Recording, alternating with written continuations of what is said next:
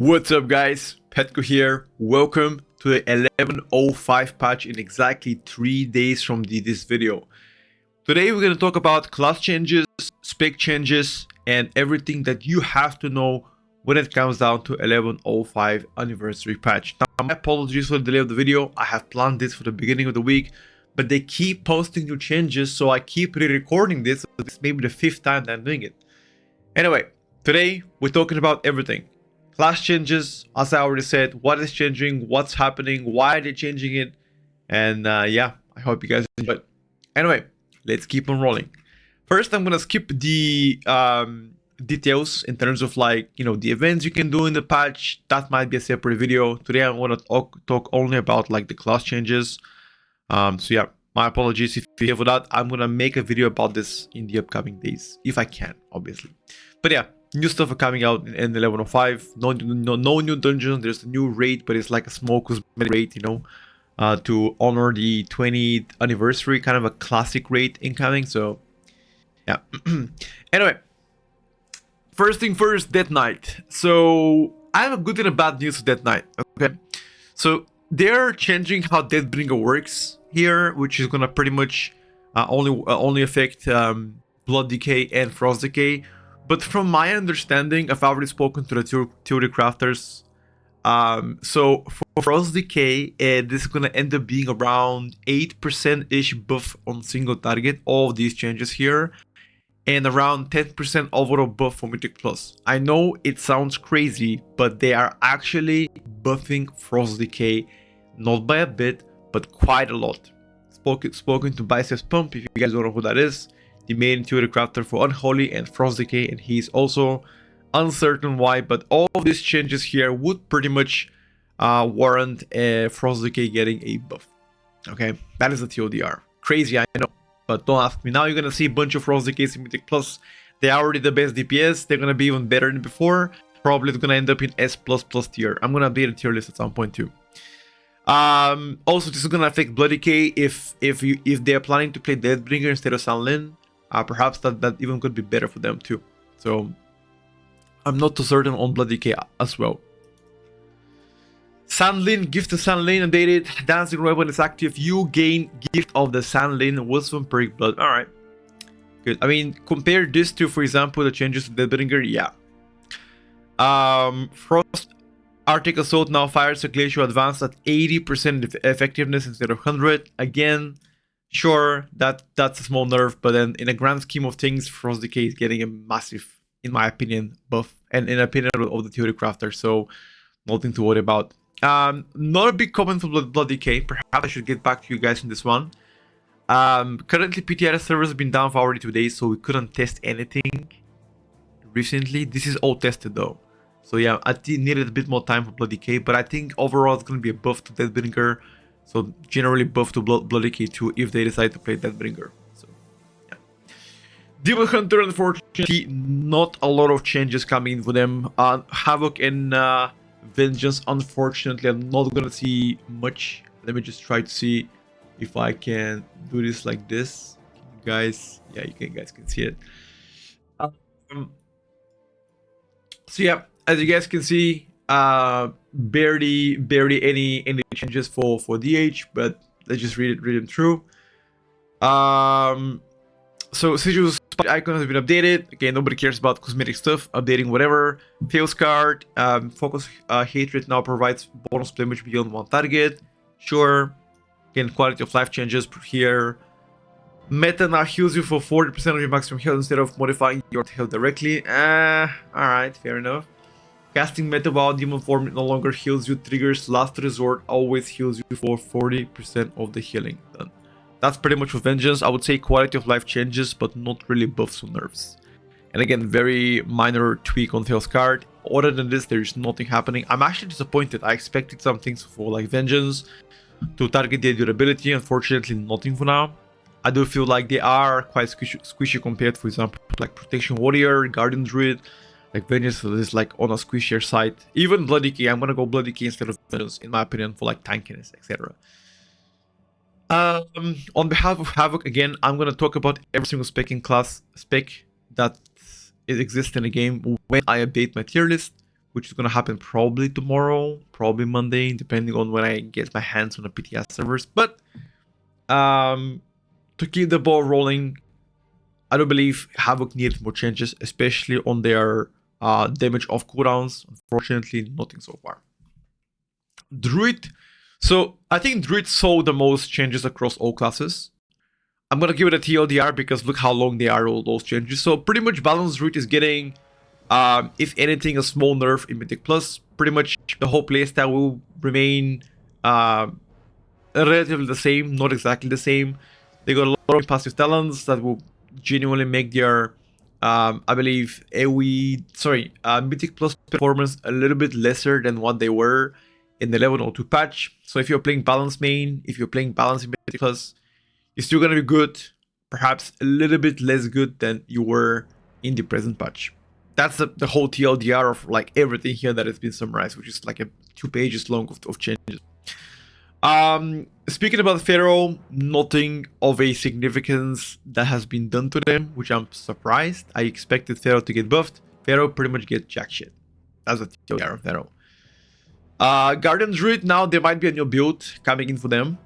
I've spoken to Pumps, which is the theory crafter for Guardian, and he's like, anticipating whether or not there's gonna be a new build. Like the usual Elun's Chosen Moonbear build. There might be another one that comes up right now that is, competitive to the current one, but time is gonna show. He's gonna be testing it out. So if anything changes for them, I'll let you know. Other than that, Druid of the Claw, Ravage now can be used within 20 seconds of the triggering instead of 15. Most likely quality of life changes. Other than that, nothing really of importance, I would say here. Keep the groove also slight adjustments here. Speaking about Restoration Druid, once again, they have been limited in terms of performance this season, even though they got buffed like, I think 3 times in a row. They were still inferior compared to, for example, Restoration Shaman, inferior, for example, compared to Press Evoker. So Restoration Druid actually couldn't get a comment from the theory crafter on Resto Druid, so all of those changes for me are kind of blank. I'm uncertain whether or not that's going to be a buff or a nerf. So if there's anything changes, I will guys let you know.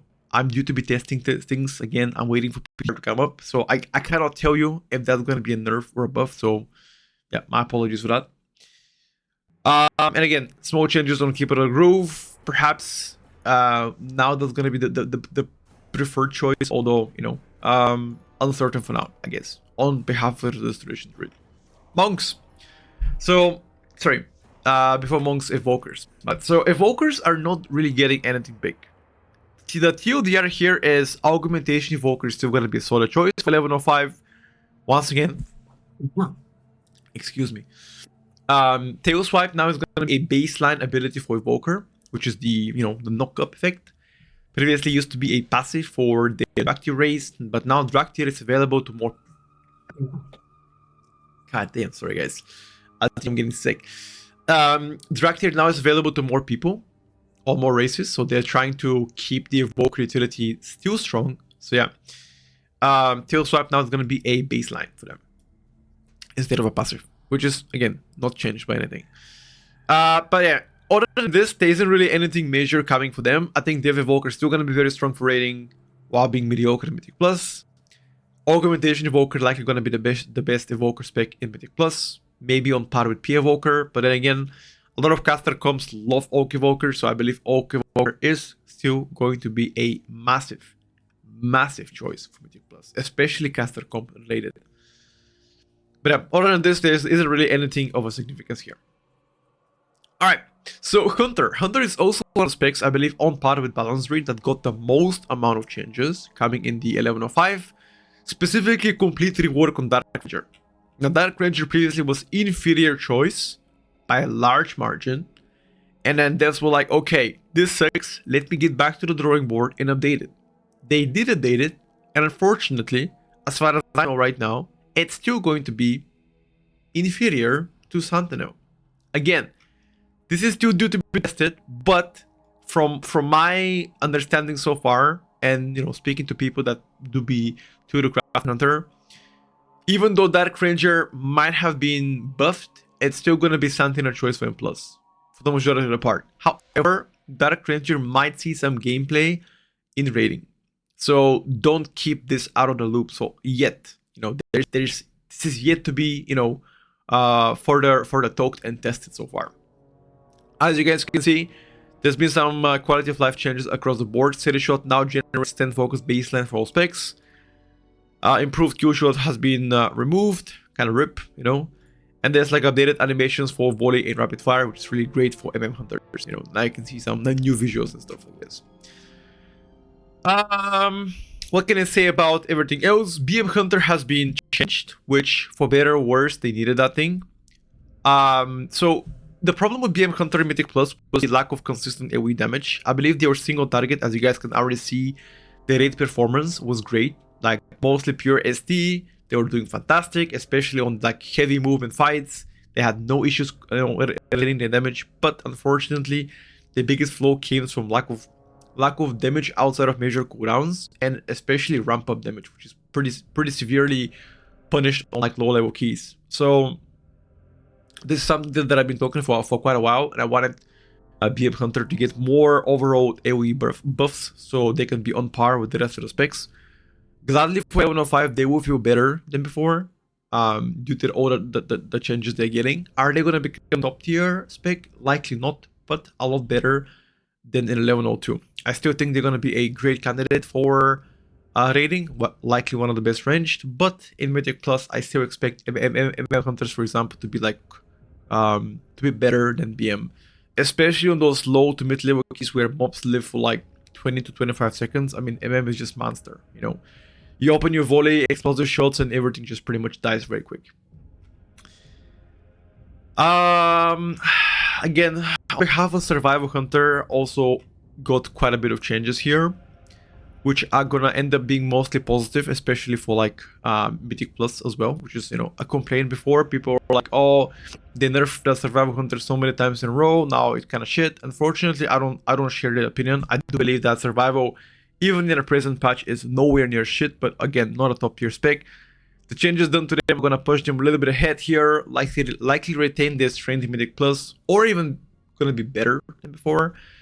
Butchery changes gonna be one of the I guess the most major one done to them. So now the CDR effect can be jiggled in.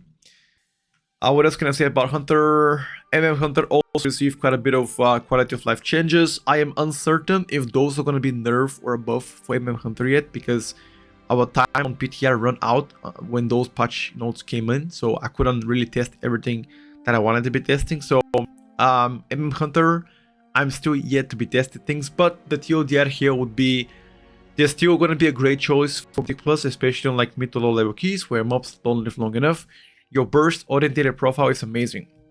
Biggest problem for me with Hunter was the lack of single target when playing the Mythic Plus build. Their single target is fantastic when playing raid build, but that wasn't the case for Mythic Plus, so I hope that will be worked on and improved in the upcoming 11.05 patch. Again, if there's anything changes, I'll get back to the video, rework it, and let you guys know in the comments. For now, uncertain if that's going to be changing for MM. Keep in mind that a lot of things here, some of the things here were not tested because these PTR notes came in 2 days ago and the PTR is yet down,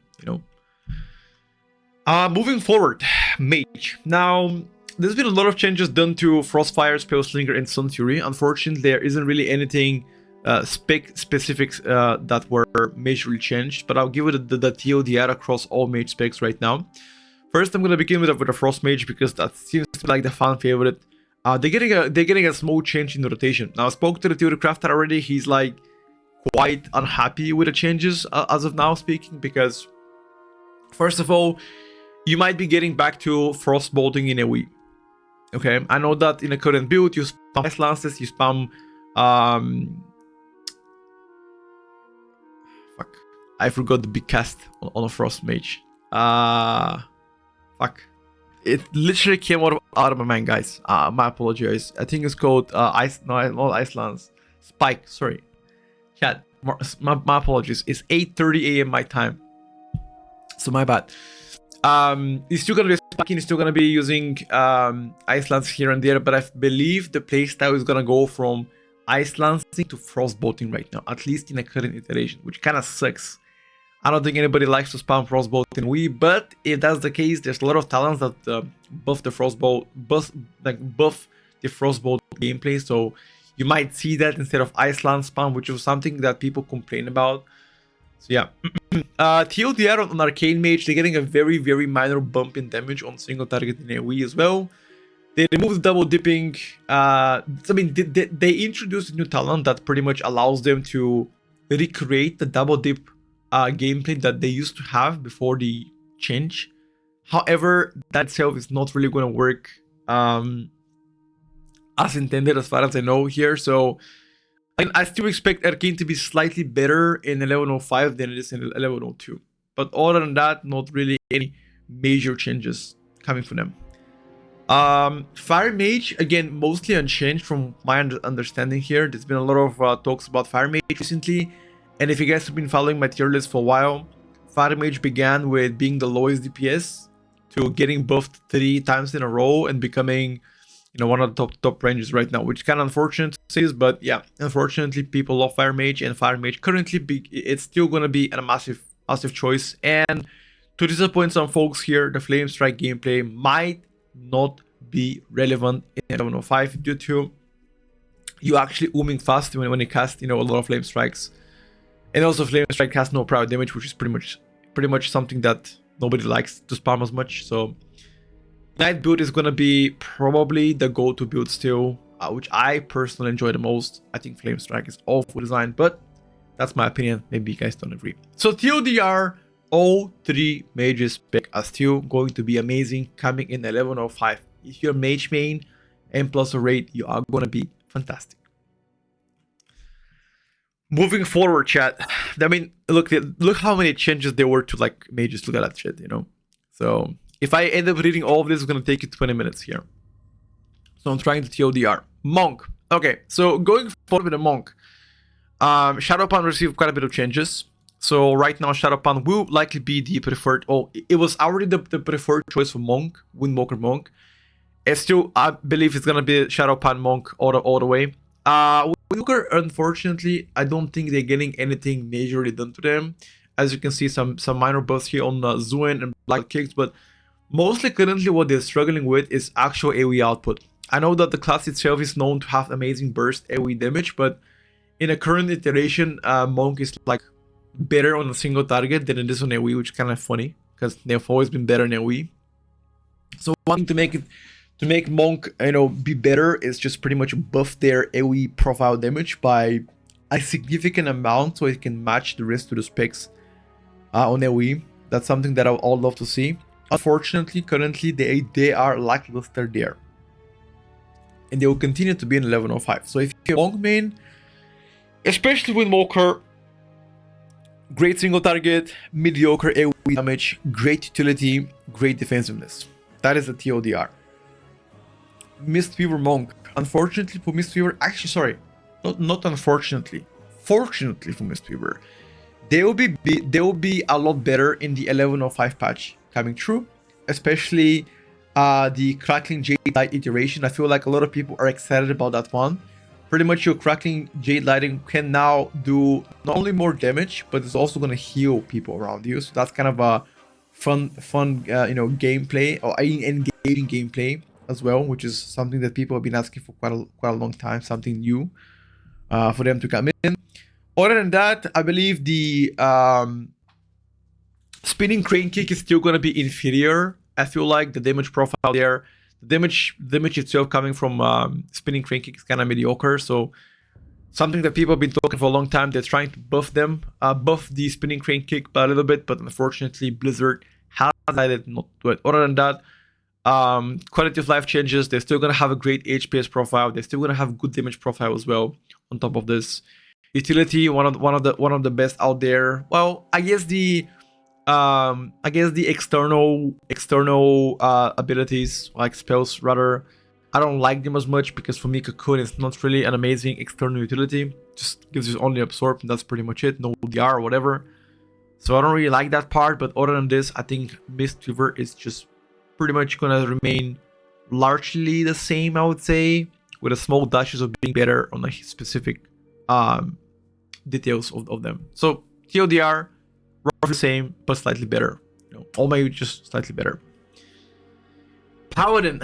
Alright, so where do I begin? Paladin has a lot of shit done to them, but I'll give it a TLDR. Retribution Paladin is getting a small nerf from Mythic Plus, which is going to be noticeable for single target, and AoE, I believe, is 3% ST nerf, 5% AoE nerf from Mythic Plus, which is going to still make them a good choice, but not going to be as good as it is right now. That is a TLDR for the Paladin. Small nerfs coming in for them. I believe better utility on behalf of, like, especially self-sustain. Other than that, again, damage profile largely the same, except that it's going to get a small nerf. Protection Paladin is getting also quite a bit of changes, and actually positive ones this time. Protection Paladin is going to be more tanky, does insane damage. They already have one of the best utilities as tank, and most importantly, there's been some quality of life changes, especially to the self-sustain. Okay, so overall, Protection Paladin is going to climb the rankings quite a bit, and likely become probably top 3, top 4 tank right now in Mythic Plus. So I'm very excited to give it a try myself and see the comeback of Protection Paladin. Last but not least, Holy Paladin. Unfortunately, just like Red and Protection, unfortunately compared to Retribution and Protection, they didn't really get a lot of changes here on behalf of their actual spec. As you can see, Word of Glory, small buffs, Shield of Righteousness, small buffs, and more healing, 3%, etc. Again, all of this is going to be positive change for them. Unfortunately, I cannot comment too much on behalf of their hero talents. From my understanding, they will be slightly better in 11.05. Once again, I have not tested Holy Paladin so far on PTR because it was down. I did not have enough time to test everything. So, my apologies. That's all I can tell you guys about Holy Paladin so far. Moving forward, Priest. Once again, Priest didn't really get anything new. Unfortunately for them, they didn't really get anything new. Shadow Priest, the only new thing here that I could say is, like, when you're playing Archon, you can just pretty much sustain Void Form for like 20 seconds or kind of pause it, you know, and use it as a wish, which is pretty much going to be a quality of life change, especially for like low level keys, mid level keys, where you don't use the whole Void Form, you just, you know, straight up waste half of it. So that's going to be a nice quality of life change, just likely to bump your damage a little bit. Other than that, Shadow Priest gets no changes at all. Holy Priest, same shit, no changes at all, you know, which I'm pretty much surprised. I believe their mob control is one of the weakest so far, on par with Disc Priest, you know. Holy Priest likely to remain. I mean, again, I'm gonna rank those picks very soon, so I don't want to talk too much about them, but yeah, no changes so far to Holy, no changes to the Disc Priest so far, small Archon changes for like Shadow Priest. Moving forward, I'll make the specific video talking about every single spec in class, you know, more in details. Rogue. Okay, so Rogue has been changed quite a bit, but I'm gonna give it a TLDR here. Starting with Outlaw Rogue. Outlaw Rogue remains same old. Pretty much remains the same one, with some small dashes to their profile damage. I still believe that they're gonna be the inferior Rogue spec. I still believe Asa Rogue will be much better than Outlaw Mythic Plus, and likely in Raid 2. Sub Rogue, the same thing as Outlaw Rogue. I think Outlaw currently, what I'm looking for at least, is Uncapped Blade Flurry. Give them an actual cooldown that can do a lot of damage, like preloading damage, because their sustain damage is great, their burst damage is kind of shit. That's one thing I can tell you about Outlaw. They also capped gamer, so that's a problematic in some of the cases, but other than this, I believe they are tanky, they do decent damage, and most importantly, they can be played in any group comps so far. Speaking about Assassination Rogue, there's been some healthy improvements. Unfortunately, the longer rots are not going to be a thing anymore, so they're going to be a thing in the past, but with the restealth, you might be able to extend those garrots and potentially even be better than before. So yeah, I mean, that's something that I've talked for a while. I think those garrots were really OP because, you know, a long silence on the mobs can make you pretty much a must choice for like high Mythic Plus, because again, they do great damage. One of the best Mythic Plus currently, especially on AoE. Single target becomes more competitive now. Yeah, in regards to like pure sims, I don't think the sims are out yet for any of the rogue specs unless I'm missing out something. So I don't know exactly if the assassination changes are going to be buff or a nerf to them. The same thing I can say about Sub Rogue. So far, there are no sims yet for 11.05 on majority of the specs that I'm talking about here. So just quality of life changes here. Sub Rogue, once again, I felt like the most ignored spec out of all those. They did get some changes to Sub Rogue. I'm gonna try to find out right now something. Hold on, let me check. I spoke to the Theory Crafter. So here's pretty much his comment, if you guys can see it. He's pretty much saying that Sub loses dust and pretty much gets nothing in return, which is something that he's pretty sad about it. So yeah, this is something that they've been talking for quite a while in it. So unfortunately, that's gonna be removed. I can't tell you much about Sub Rogue because again, servers have been down, so we don't really have time to test everything. So I'll get back on the Sub Rogue for you and comments later once I find more information on them. That's all I can tell you so far about Sub Rogue. Perhaps we gotta wait until somebody actually steps up and does some, testing, or at least updates the sim so we can see if it's actually gonna be a nerf or a buff. But from my understanding, this could be a net neutral change for them. Alright, now to the main part. Shaman. Alright, Shaman, boys. Shaman is actually getting quite a lot of changes. Okay, so first thing I'm gonna speak about Elemental Shaman. Elemental Shaman is getting a lot of changes here. Now, Mastery now can become, or will become, likely the preferred choice stat for Mythic Plus, especially in a AoE where Mastery can overload, and likely take over crit and haste. Likely, again, due to be tested still. Overall, a positive changes for them, I believe. Unfortunately for you, that low fire build, fire spells right now might be completely excluded from the rotation. So only lightning bolts, frost shocks, elemental blast, earth shocks, earthquakes, chain lightnings, etc. We don't know yet if you're gonna be playing elemental blast or earth shock. We don't know if you're gonna be playing aftershock or surge of power.